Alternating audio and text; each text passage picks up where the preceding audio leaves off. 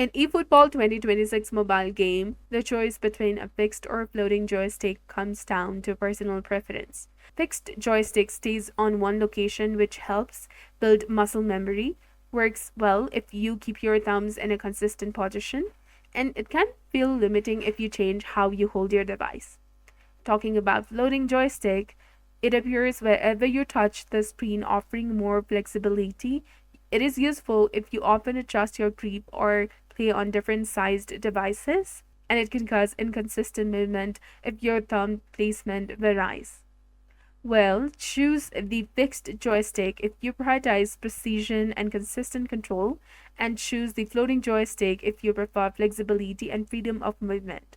Many competitive players prefer the fixed joystick for enhanced control during the intense movements. So that's it for this video. I hope you found this helpful. If you did, please like, share, and subscribe.